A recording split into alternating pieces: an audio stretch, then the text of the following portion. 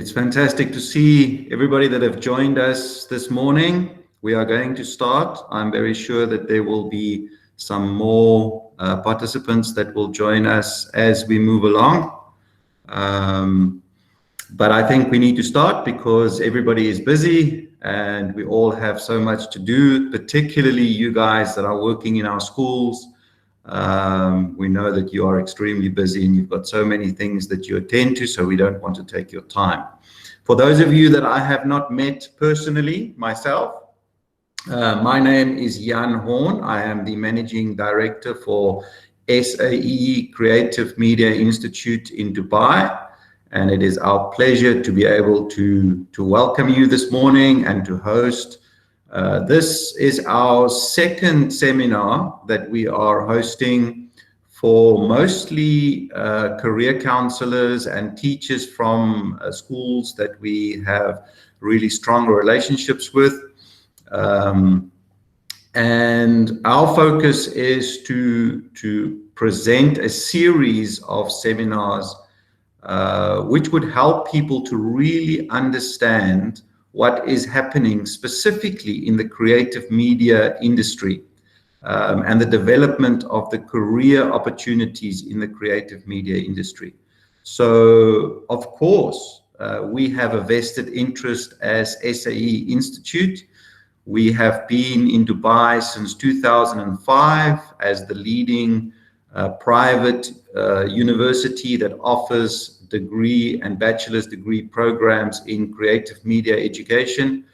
We have been doing that for the last 16 years, not just here in Dubai and in the GCC region, but also globally, where SAE is the global market leader when it comes to creative media education. And that is something that we're very proud of. However, this seminar is not about us. It's not about SAE. It really is about the creative media industry and creating a platform where our career counselors are really and educational staff at schools are really informed and trained and developed with regards to what's happening in the creative media industry and the career opportunities that exist with regards to our students in the schools when they choose their career pathing. This, of course, is very important to us, and it's something that we are very proud to be able to host. There's some exciting things happening in the local market and in the industry with regards to creative media education, and not the education alone, but specifically with regards to the growth of the industry. It is absolutely phenomenal what is happening, and we want to make sure that people are aware of the opportunities that are busy blooming in the Middle East and in the GCC region with regards to the creative media opportunities that exist. So that's why we are doing these engagement with career counselors. It's important to us, and we value your time. We are very privileged and we're very fortunate to be able to have our guest speaker in the person of Michele Ross this morning. I could take the next 5-10 minutes and go through Michele's whole resume and try and explain to you exactly how much of a live wire she is in the industry and everything that she does. But I'm going to put her a little bit on the spot, and I know she's going to introduce herself a little bit later. I know she doesn't like talking about herself very much, but she will introduce herself and exactly what it is that she's doing in the industry. All I can say is that Michele is an amazing person that does so much for students, for parents, for the industry, for making sure that people are informed, that people are trained in so many different areas of career development, counseling, and professional development. And Michele, we're very happy to be able to have the association with you and have you this morning as our guest speaker. So thank you so much for your time. So I'm going to hand over to Michele, and she will take you through the first part of our presentation this morning. Then we are going to shift, and I will take care of the last section. We would like you to stay with us throughout the whole seminar and the whole webinar if you can. We will be circulating certificates of attendance to everybody that have attended the seminar as well afterwards, because we do believe that this is part of our professional development as well, and a contribution that we can make towards that. So thank you very much. We also have on the call, we have Christina, who is the head of enrollments for SAE. In the back, somebody that you won't see is Chandni. She will be chatting and taking care of the back end of the webinar. If there's any questions in the chat or anybody wants to ask something, you're welcome to do that, and Chandni will note those. Chandni has also shared on the chat a link to a document where you can fill in your personal details, so that we have the details correct in order to be able to prepare your certificates for you. So that's enough from my side. I'm going to hand over to Michelle, who will take you to the first part, and then we will get back to that a little bit later. Michelle, over to you. Thanks, Jan. Appreciate it.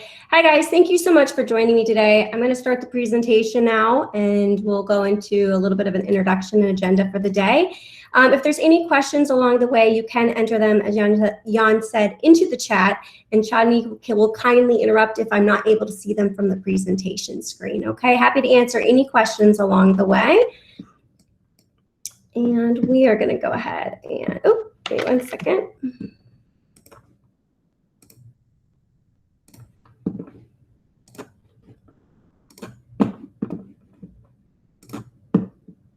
So make sure, can everybody see the screen?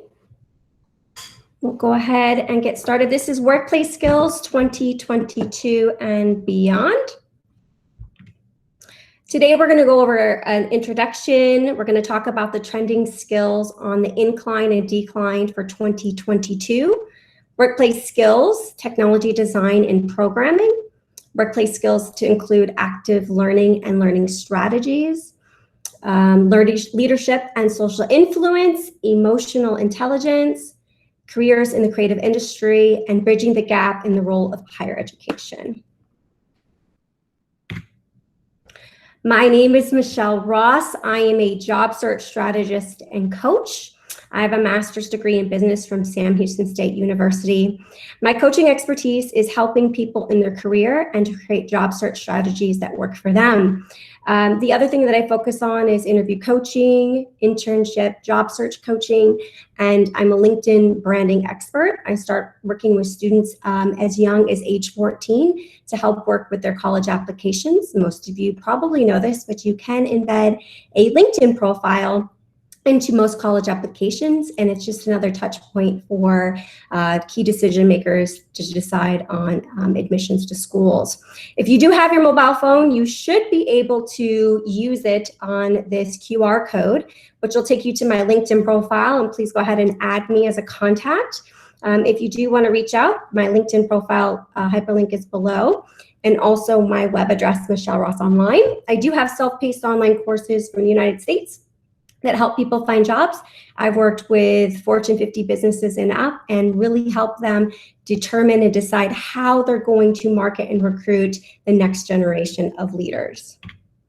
All right, let's get into the nitty-gritty. So trending skills on the incline of 2022. So there are quite a few emerging skills, and most of the things you'll notice are these are soft skills, okay? So analytical thinking and innovation, creative learning and learning strategies, creativity, originality, and taking initiative.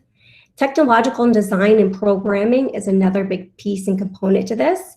So our next stage of performers and learners are really going to have a strong focus on technology, coding, and also their soft skills.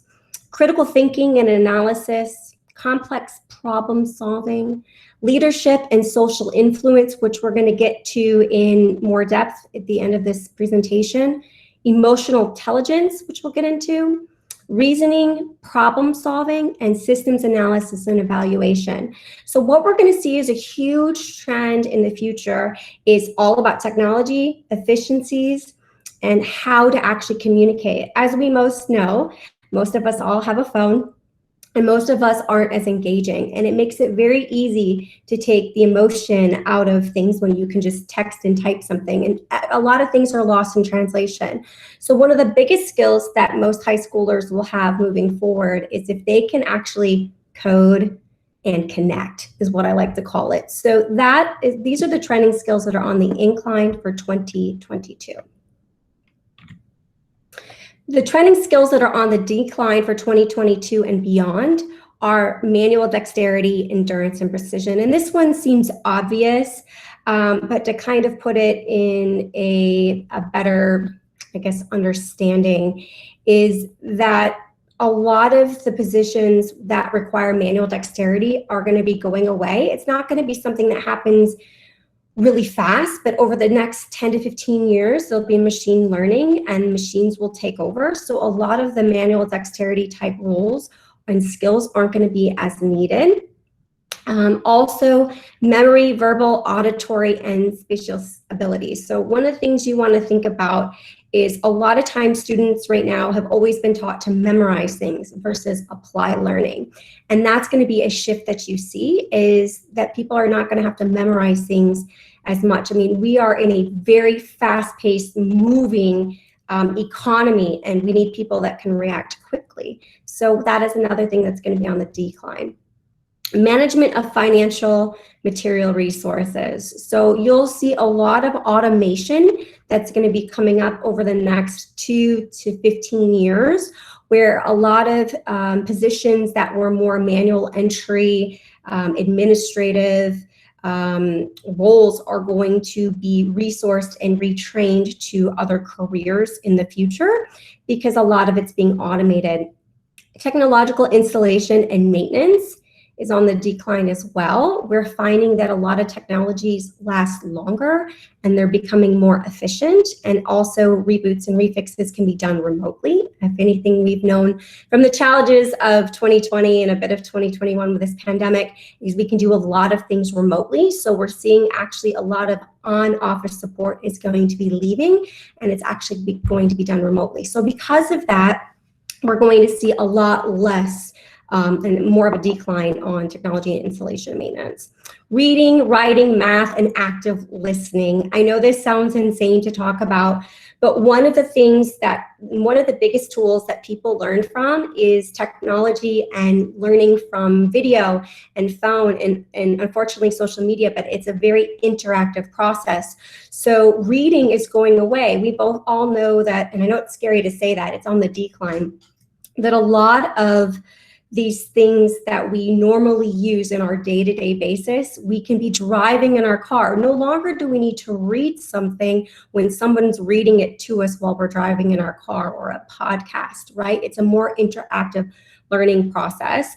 Math, unfortunately, yes, we all know how to do basic math, and some people get really highly skilled in calculus and technically.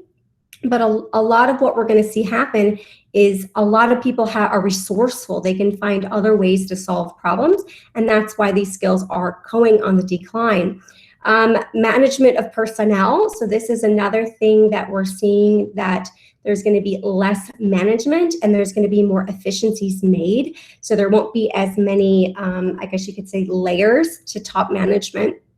Quality control and safety awareness is on the decline as well, just because there's improvements and technology has helped with that piece. Coordination and time management, visual, auditory, and speech abilities. And again, a lot of this has to do with the fact that some people will be face-to-face with public and other people won't. They'll be working remotely. So where we are now and where students are going to be potentially 2025 is in a completely different work environment. And technology use, monitoring, and control, this is all being automated with AI. So we're just seeing a decline on that as well. Okay, so before I move on, I want to see if there's any questions. I don't see any at the moment, but if there's any questions on this, please let me know. and I'm happy to answer them.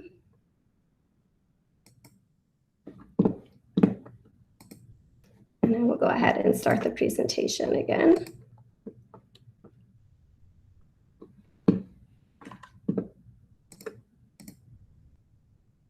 Okay, so moving on to workplace skills, technology design and programming. So the top technology design skills for 2022, some of them seem obvious, but I'll go through them anyways. The artificial intelligence, AI is being used for a lot of different things, especially for my industry, for the application process. We're noticing that more applicant tracking systems are using AI, but also AI is going to be used across so many different fields as our graduates go into university and into the workforce in 2025 and 2026. Machine learning, another really big technology and things that are improving upon data science and analytics is going to be huge. Data engineering, data visualization, network and information security and cybersecurity. I think this accessibility to so many humans on the internet is really going to increase the amount of ethical hacking that you're going to see to help protect the identities and the work that people are going to potentially be doing remotely or all over the world in different substations and places that maybe they wouldn't have worked for previously. Cloud computing and AWS, which is Amazon Web Services, is very, very, very big. Obviously, most people are already paperless, and if not, it's going to continue for a skill that people are going to need for the future. A lot of students right now over the summer are already taking AWS certifications and training that's free online. So I'm already starting to see that with students. Extended reality, virtual reality, and augmented reality and gamification is the wave of the future. We're already in that phase, but the amount of consumption by adults and students is, I mean, tenfold since the pandemic. And we're just going to see a continued increase in that.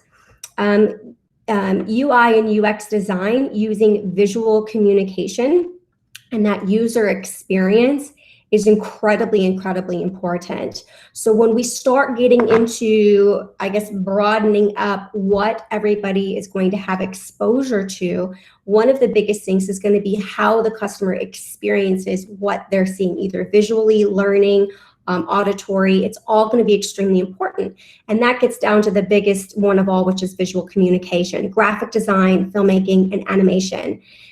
Most of the people on this call may or may not admit it, but most of us are using some type of resource on the internet every day to consume content.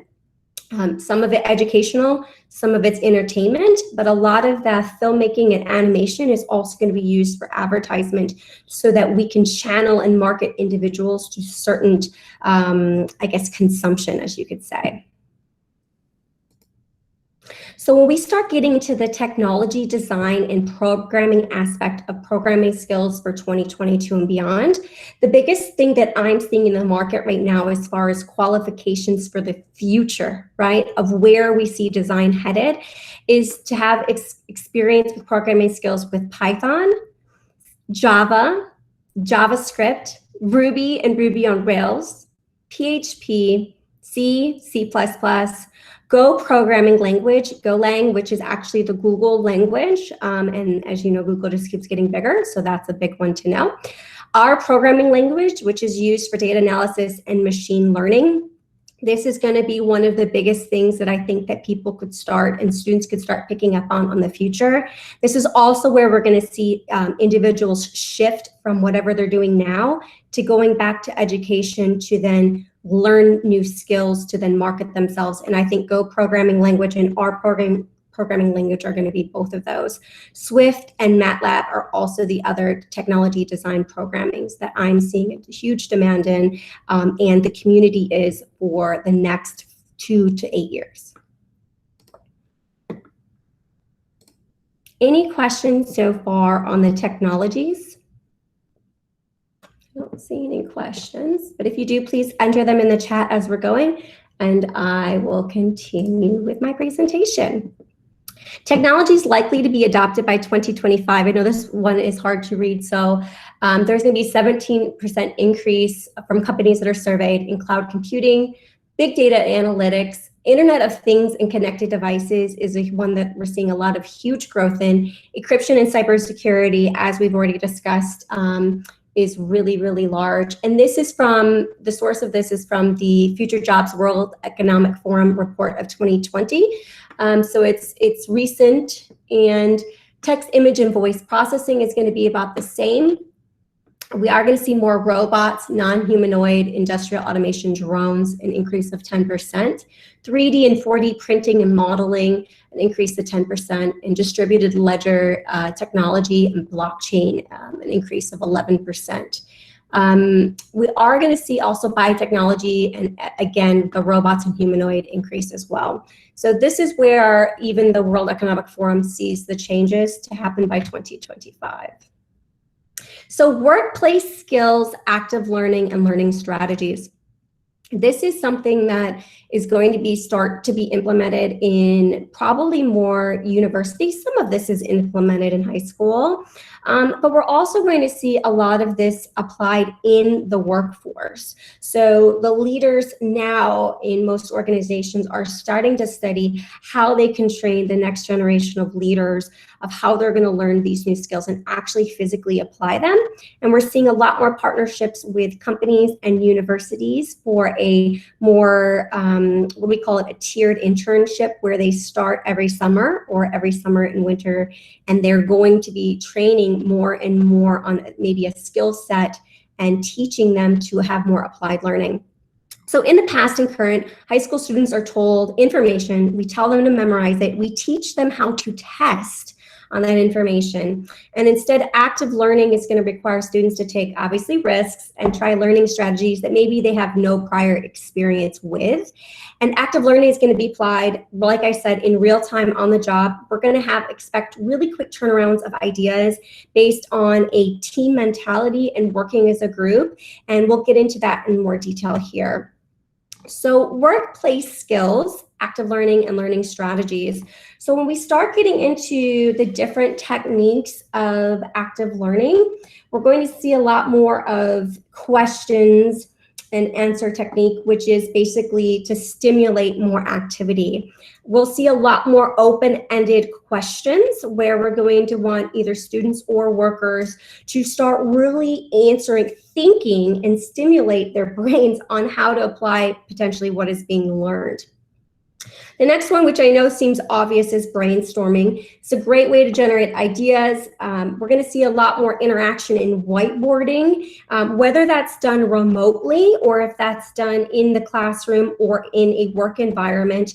We're going to see a lot more brainstorming of ideas. What we're realizing is especially our young adults have a lot of efficiencies because they have great ideas, and a lot of other generations can sometimes get stuck in the way of thinking or the way things have been. And we're seeing with the interaction of the amount of technology that younger students have, they find efficiencies and are finding ways to promote, I guess, a better way of doing work. And because of that, we're going to see much more whiteboarding. And also one of the things that will happen is that students will draw on their prior knowledge, but with the impact of leadership working with them and younger graduates, they're going to be able to pair the two together to come up with some pretty dynamic ideas of what we'll see over the next decade, which is really exciting. The next thing I'm seeing as far as active learning is the think, pair, share method. And this is something that's going to be utilized in the workplace a lot more moving forward, where we go into a group of an office or even remotely, and we say, okay, I want you to come up with an idea, and I want you to think about it. I want you to analyze your idea and come up with an idea and all the different intricacies of solving a problem, let's say. And then I'm going to have you connect with a partner, and you guys are going to share your different ideas together, and then collectively come up with an idea and share with the group on what you can do to maybe solve a problem. And this is something we're going to see more in universities, but a lot of this is going to transfer over to the workplace as well. You know, we all know that ideas are better with numbers. And this is just going to continue to allow people to analyze and clarify a response and collaborate, which is huge for the future. Obviously, discussions, more open-ended conversations, connecting again. I think a lot of times things get lost in translation in computers. With the way that technology is headed, there's no reason why, if you are inside the workforce or outside of the workforce, remotely, doesn't matter. There's going to be a lot more discussion. I know we've all kind of maybe heard this concept before of like, don't schedule a meeting for something that could be an email. I think that there's going to be some more group discussions versus messaging. Microsoft Teams is a fantastic tool. There's also some times where they need a further discussion or to train employees. So I think we're going to see more discussions to apply and provide some more active learning. We're going to see a lot more short case scenarios, and this gets back into organizations partnering with colleges to give them examples or a real life scenario or a real life product that they want to bring to market. And the best way to do it, if their target market is young graduates, is to actually work with them. Maybe this is on a marketing perspective or to create animation or new gaming techniques. This is going to be something that we see a lot more of, is providing scenarios and students solving them, and also recent graduates solving them. We're going to see people able to apply real life situations, show that they're flexible, how they're going to potentially approach the situation and apply the knowledge that they've learned. And then finally, the thing that I'm also seeing right now is just more of the 1-minute paper. How do we get feedback that what students or graduates are learning? And I've gotten a lot of feedback lately, I guess you could say, of asking people for a response, a 1-minute paper. Tell me what you got out of today's session. Tell me what you learned and what's your biggest takeaway. So we're seeing more of that actively when it comes to active learning. So different learning strategies. This one is actually pretty incredible. When I started doing more and more research and learning, and this is becoming a really hot topic, is different learning strategies that are going to be and skills that people are going to use for the future. So crossover learning is going to be a lot more of teaching based on informal settings. It's going to be experiencing, for example, if we have somebody that's going to be doing advertising or marketing, they might actually do more learning of what they're going to market in an informal setting by maybe sitting out at a Starbucks and seeing what their user perspective is. So also ways to learn are going to be museums, after school clubs, and proposing questions to have the learners explore way outside of the classroom and also out of their work environment. Also, the next one is analytics of emotions. This is going to be more automated methods, and this one is incredible when you start talking about teaching the next generation of leaders. We're going to start seeing that there's going to be a two-way camera. So your camera that you have on your laptop now, there will potentially be also a sensor that is going to start eye tracking and facial recognition to analyze how not only students and college students and maybe high schoolers are learning right now potentially, but also in the future in the workforce. And this is really incredible because it allows also employers to understand emotional and cognitive state, which is going to really help the work-life balance, and to see how employers can adapt and teachers can potentially adapt learning so that students can better absorb information to better utilize it in the workforce. So when you start talking about the cognitive aspect of learning, you want to see if they've learned enough to basically answer and explain their knowledge. So to have an acknowledgement of that electronically without going, do you understand? And it's literally just clicked up from a sensor is going to be pretty incredible. And then also the non-cognitive, if somebody's frustrated, confused, or distracted, this will also help teachers to hone in on students that are having those emotions or those feelings, but also as an employer to see if somebody's struggling, how we can potentially help them in the workforce. So, and the next one is computational thinking. We've also when you start looking at this, it's going to be how organizations are going to break down larger problems. And so you'll see a lot of teaching in the university of decomposing and finding pattern recognition in problems. Embodied learning is more self-awareness with the real world and the physical action to learn. And we're going to see a lot more of that as well. There's also a lot of what we call incidental learning, and this is more self-reflection, unplanned, unintentional learning. We all experience this every day, probably on social media, with whatever we're exposed to on our mobile devices and the internet. And this is going to continue to happen as the consumption of video, visual arts, and all the different types of apps that people are using, which goes back into the creative space of students that we're trying to support as well. The one that I think that is the most interesting topic is stealth assessments. And this is going to be more of an assessment of rich data tracking and feedback on learning. And this is going to be done at the student and the work level. And it will be able to track the efficiencies of how employees are using their time, whether it's to research or to market to an organization, but also how students are learning and if there's a gap in their learning or their style of research. So that's going to be one of the things that we start to see embedded for students and employees while they're using devices. And then learning by doing in science is going to be using scientific tools and practice. This can also be done remotely, which we're going to see more remote lab experience for students and also remote lab work done for employees.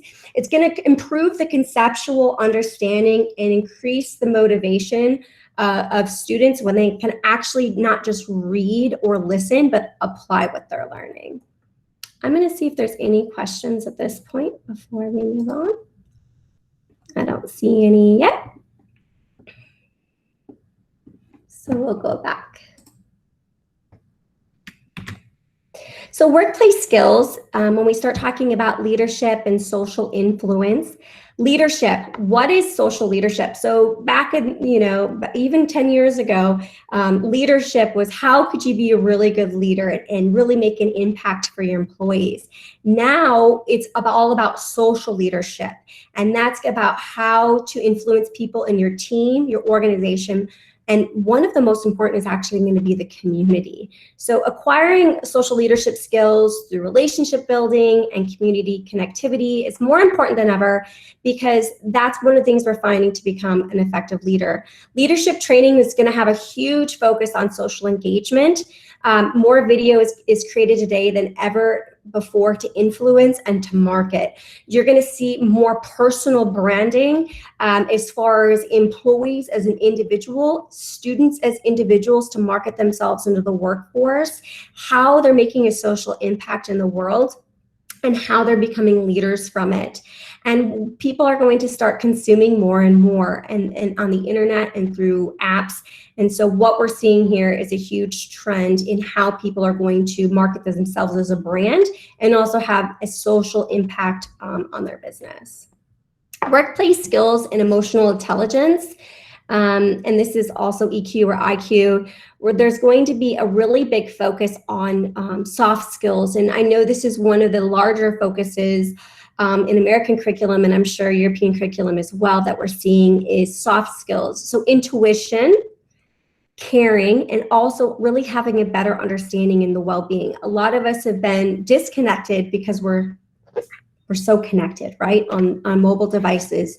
And so what we're going to see more of and what's going to be one of the biggest workplace desired skills is the emotional intelligence piece. So collaborating, being vulnerable, understanding and having empathy for others and how those decisions are going to impact other people, their viewpoints and understanding of things. And the best leaders are going to have a really great, I guess you say, toolkit of self-awareness, being really resilient and understand how to go through stressful times. I know that we are in a get it now environment where everything we want, we don't really have to wait for anymore. So one of the things that's great for students to learn now is resilience, and patience, so that they can go into the new workforce that's ahead of them. People and relationship oriented. This is going to be a big thing, is still being able to communicate. At the end of the day, if you have two people interviewing for a job and one is able to hold a really good intellectual conversation and the other one is all about the numbers and hand down coding, that person's not going to do as well. As somebody who's interviewed thousands of college students over the years, it's interesting to me. I can tell people very quickly, hey, it's not just about your education. It's not just about your grades. It also has to be a personality fit. And that's one of the things that I had saw on the decline over the past 5 to 7 years, is that students are not as communicative as they used to be. And so if students start to have more of the courage and awareness of their social surroundings and want to interact more, they're going to do really well interviewing, but also making a larger impact in the workforce. So workplace skills. Did you know that in a recent study, employees who had managers with a higher EQ were 4 times less likely to leave their company, and more than 70% of the perception of the company culture resulted from the manager's emotional intelligence levels. What we're seeing is a lot of younger generation are willing to stay or leave an organization for a calmer environment, right? So how do we create more efficiencies to make that happen? And how do we make more managers that have a higher EQ to really help the next future generation of leaders? So let's talk about the careers in the creative industries in the present and 2022 and beyond. We're seeing a huge growth in creative jobs, and that's going to be the user experience and the user interface, and that's going to be the UX or UI designers, graphic designers, because there's so much consumption on social media, internet, and also different devices in video and gaming. You were seeing so much of that, and a lot of that's used for advertising. Graphic designers is actually the #1 most creative position in numbers that we see, but we're seeing a huge incline in film, artists, and animators, and gaming as well. Filmmaker, photographer, and visual storyteller is another one. Multimedia artist and animator. Game developers and game designers. We have events here in Dubai, gaming events now where people are creating games, but also a lot of competitions. And this is like where we're headed, is that any student, no matter what their passion is, they can make a career out of it. And it's something incredible that, a lot of us weren't given when we decided to go to college and continue our education. Brand manager and designer, product and app designers is another one, and performance growth marketing managers is going to be a real huge interconnection with creative jobs. So workplace skills, what it takes to be a UX or UI designer. Basically, they're making products and technology usable, enjoyable, and accessible for humans. Generally, it's on a larger team, and often they bridge the gap between the user, the development team, and key business stakeholders. So some of the skills that somebody is going to need for this job was working with Adobe Creative Suite, interaction design, UX wireframing is huge, JavaScript, which was on the technology list we used earlier, user research, and used on creating or improving existing interfaces. So again, if people are going to be working with users, they're going to need to have some of those newer learning skills to understand exactly what the users are going to need.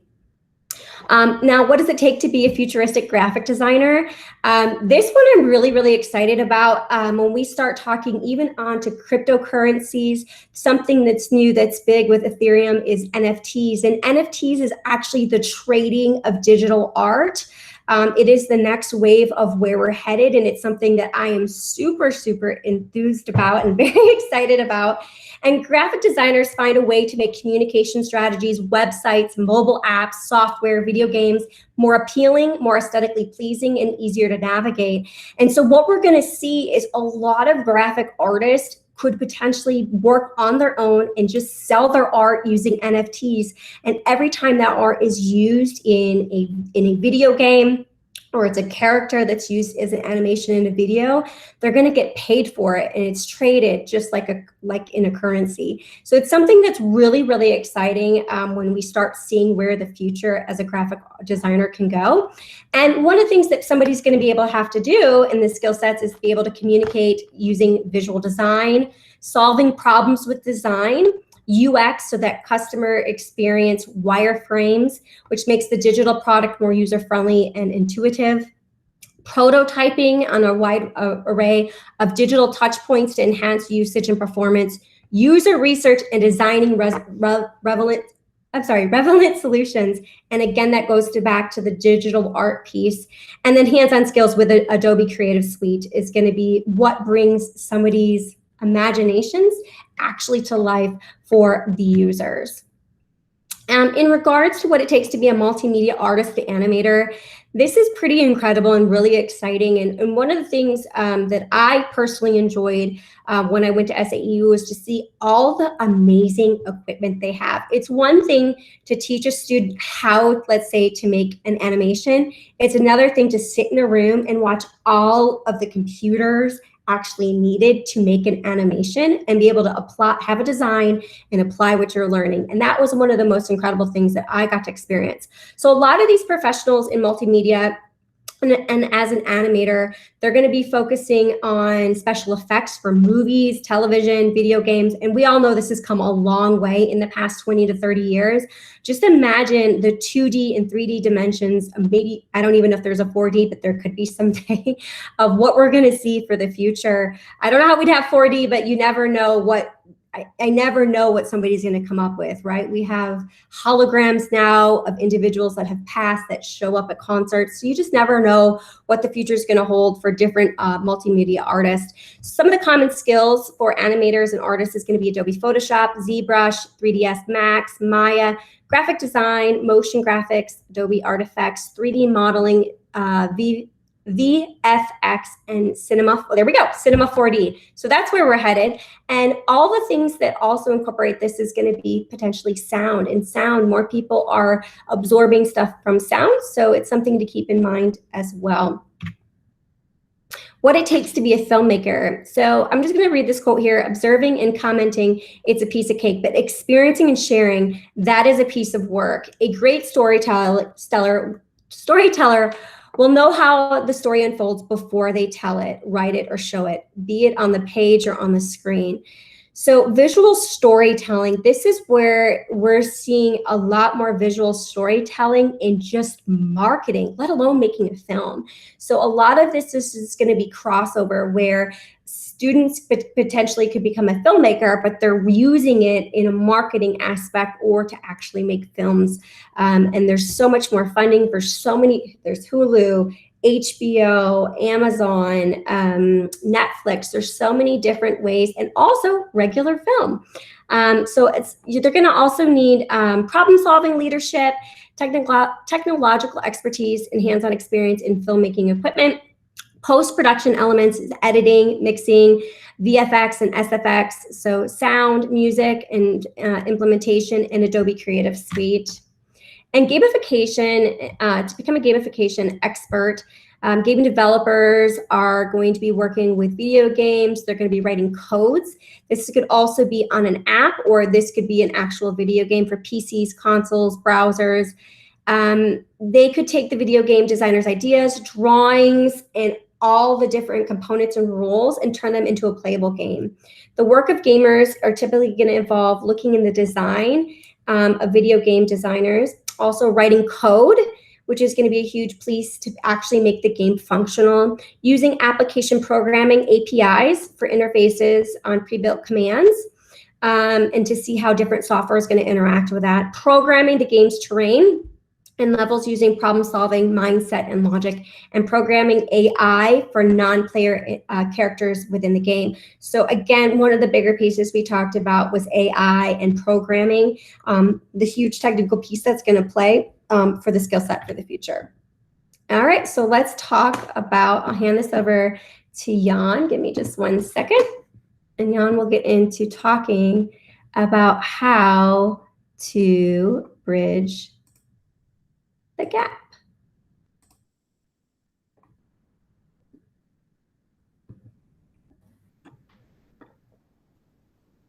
All right, thank you so much, Michelle. Absolutely. I'm going to just share my screen. If you could just let me know whether you can see my screen. Is that visible for everybody? I can't see.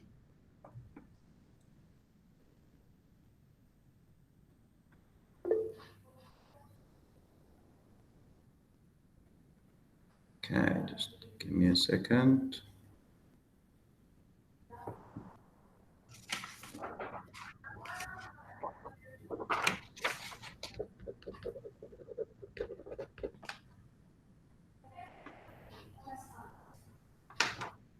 Is that visible? Yes. All right. So thank you so much, Michelle. I think the one thing that probably if you've been overwhelmed by the amount of information that Michelle has shared, I think this is probably the feeling that all of us have that is experiencing the rapid development that's happening in the creative media industry and in the world right now. It is just phenomenal what is happening. And there is so much information. So first of all, what I just want to say about what Michelle has presented and why this is important is because there's two things that are really, really important. First of all, how our schools understand how the workplace of the future is changing and adapting as technology becomes more prominent in the way that we work and the way that we live and how we experience society around us. So that's very, very important. So a lot of this information that Michelle have shared with you, you can actually take back to your school and share it with them and say, do we have programs in place that will prepare our students adequately for the workplace of the future? That's very important. Secondly, it's really, really important that when students choose a higher education provider, a university, a place where they're going to take their studies further, that they choose a higher education provider that really understands what the requirements from the workplace of the future would be. A lot of the data that Michelle have shared earlier comes from the World Economic Forum research that they do every couple of years, where they look at the workplace of the future and they then predict or they project what the required skills would be in the workplace. Now, if we do not start preparing our students when they join university for what the workplace would look like by the time they graduate, then we are not thinking forward enough. And that is our opinion. Because it takes you, let's say, 3 minimum, 4, sometimes 5, 6 years, depending on whether students need to repeat some modules, to graduate from university, and whether you do a bachelor's degree, you do an honors or a master's degree, or what level you exit at. Now, if it takes you 5 years or 4 years to graduate from university, the workplace have already changed dramatically during that time. So higher education institutions need to have currently, right now, the ability to be able to prepare their students for the workplace of the future. And this is very, very important, that when you are counseling your students and your parents, that this is a criteria that they should need, that they look at. So how is the education system changing in sync with what is happening in the world? Some thoughts from your side. I'm going to give people an opportunity. Anybody that want to maybe just make a comment, just want to maybe add something, you are welcome to do that. How do you think the education system currently is changing and adapting in order to accommodate the way that things are changing in the world? Do you think it's happening? Do you think that it is changing quickly enough? What are the kind of changes that you are seeing that is happening maybe in your schools? Maybe share some ideas with us, if there's anybody that's willing to do that.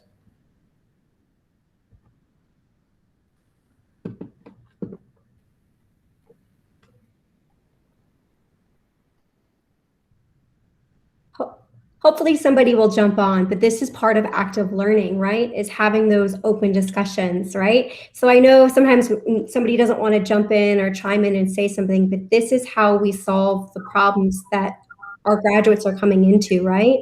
There is a huge gap. So hopefully someone will share something, but if not, this is exactly what we're talking about with active learning, is having these open-ended discussions on how to solve problems. In fact, there's a reply from Lakshmi when she mentioned that there's a better use of technology, not just in teaching, but even in the field of sports. Okay. Exactly. That's a very, very good point, because, you know, the sports dominate so much of what we consume every single day. It's where we find our entertainment. It's where people build careers sometimes. And the use of technology is certainly growing in that field as well. And are we preparing students that want to study in the field of sport to understand the use of technology in the sports that they would be, the fields that they would be joining? So that's a very important one. Sometimes we look at an industry and we think for people to join, let's say you want to become a sports administrator, or you want to work as a coach, or you want to work in sports teams management. These days, it's not just being sporty anymore, but it is also about understanding how technology affects what you're doing. So a very, very good point. Yeah, and there are like some other ideas. So what Ms. Maha Sabah is mentioning is that change is coming, but slow, and active learning will be the only way to a success learning. So that's what we have been discussing regarding the active learning. Sufera mentions that the education system relies on IT so much of it now. Education system is much more applicative, correct. Chalkboards have been updated to whiteboards and smartboards. Notebooks and textbooks have been replaced with laptops and iPads. So it's like all related to technologies. Correct. So yeah, some really, really good comments that are coming through, and thank you very much for sharing those. I think the one thing that becomes very clear is that the world is changing, and the way that we do things is changing. Catherine is saying more independent learning skills and problem-based learning, learner profile skills for the IB and the learning approaches prepare students very well for EI skills and workplace skills such as critical analytical thinking. More innovation skills are used in many subjects now in the British system and IB. That's very, very true, Catherine. Thank you very much for sharing that with us. Because if we do not start bringing these skills into the classroom and preparing students for being able to be critical thinkers and innovative problem solvers, then they won't be prepared for the workplace. So if this is happening in schools right now and being implemented in schools, it is so important that it also gets carried through when they join universities. It's very, very important. And unfortunately, a university compared to a school is like comparing the Titanic with a speedboat. Schools have the ability to sometimes adapt their curriculum very quickly and be nimble on their feet and be able to adapt to what is happening outside in society very quickly. Universities, unfortunately, don't necessarily have the ability to do that because they are huge, massive, monstrous institutes that have been doing things in the same way for hundreds of years sometimes.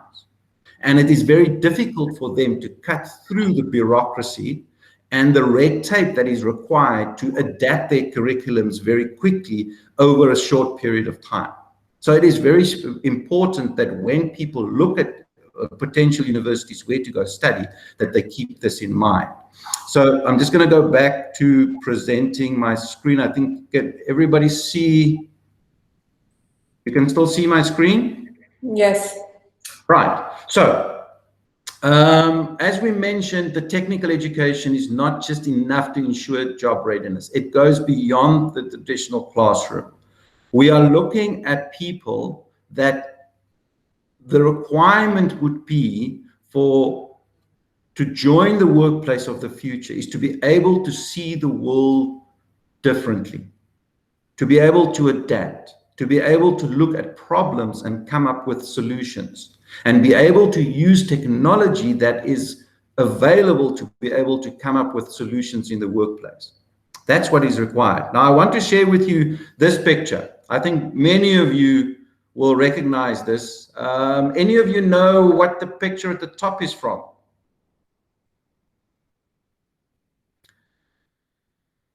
Obviously, you can see that these two pictures is from Dubai. This was Dubai, Sheikh Zayed Road in 1990, and this is in 2021. Now, this is the development that have happened in Dubai over the last number of years, and how this city and this country has become a cutting-edge technology-driven city in the world. We can very, very clearly and very easily see how things have changed. Now, I want to show you another picture.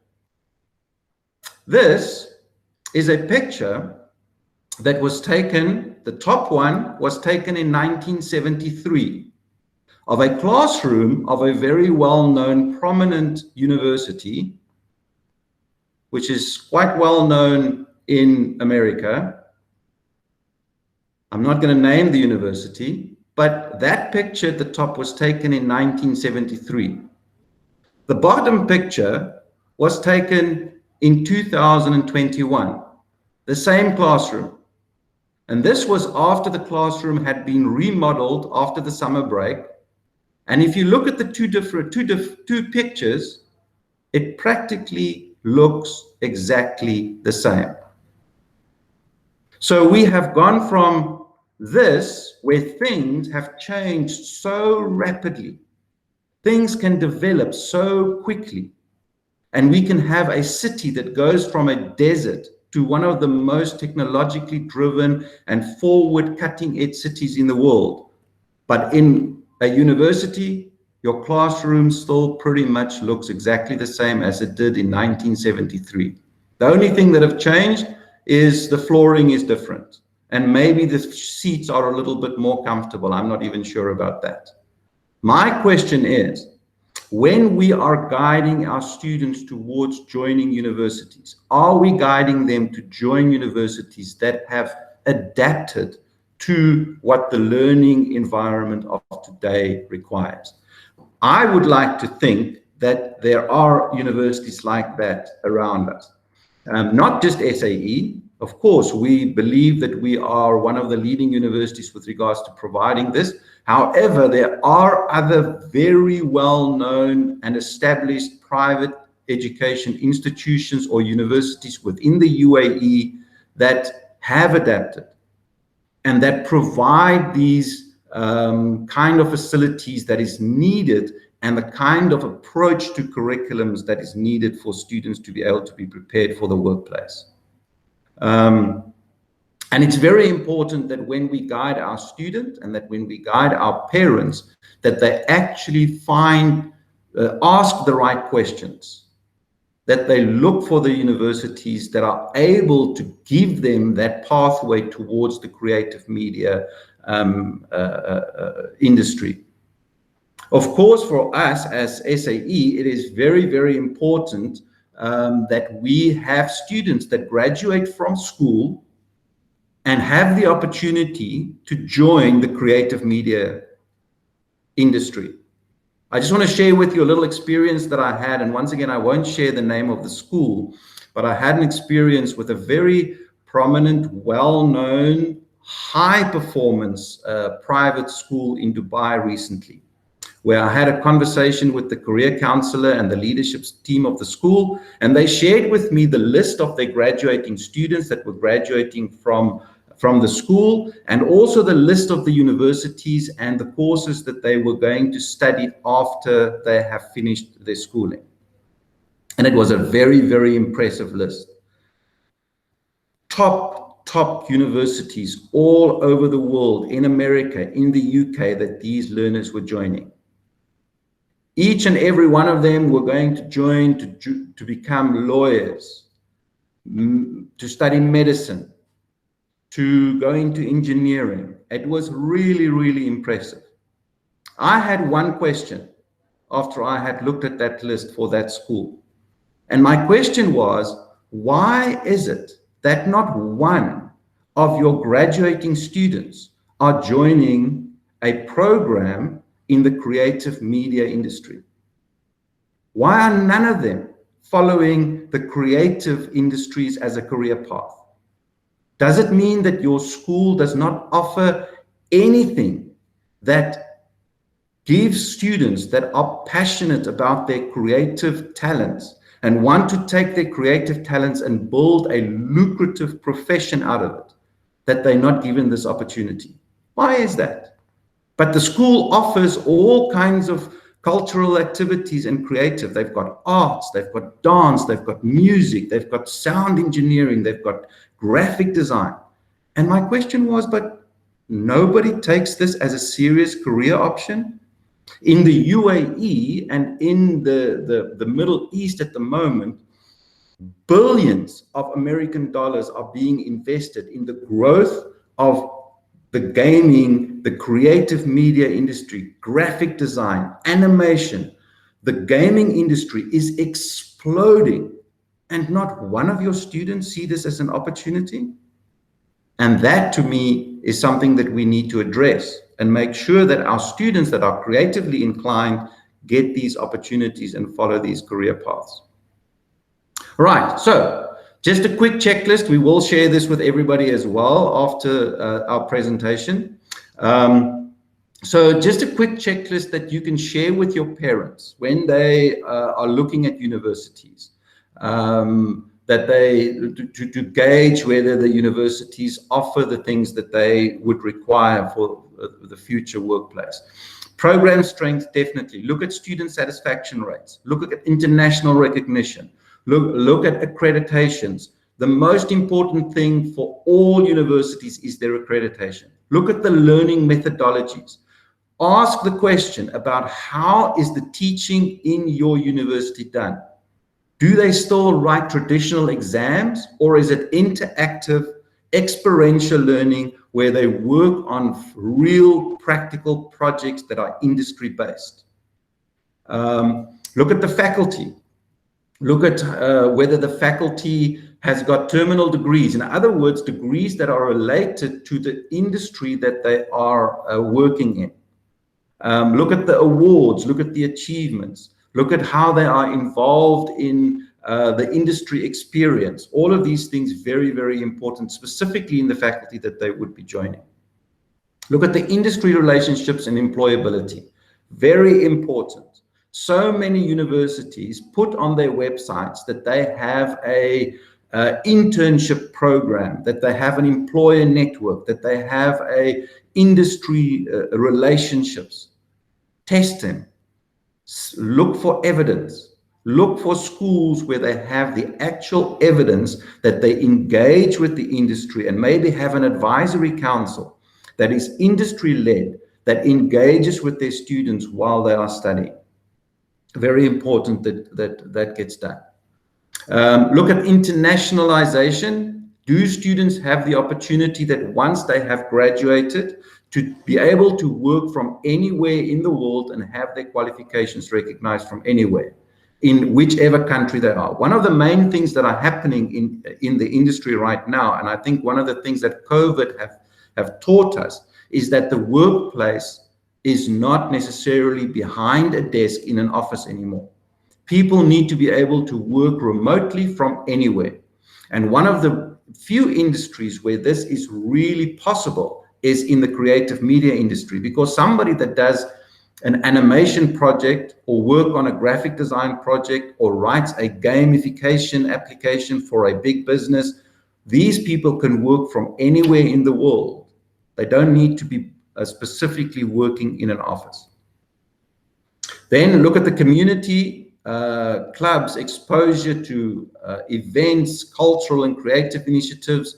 Look at all of this creative community that the university offers for their students. And then, of course, look at the facilities and the infrastructure. Make sure that the university has got all the facilities, the infrastructure, the cutting edge technology that is needed in today's industry to be able to produce the quality of work that is required by industry. This is very important. So this checklist, something that you can share with your parents, something that you can share, you can use yourself just to gauge. All right, I'm going to finish this off.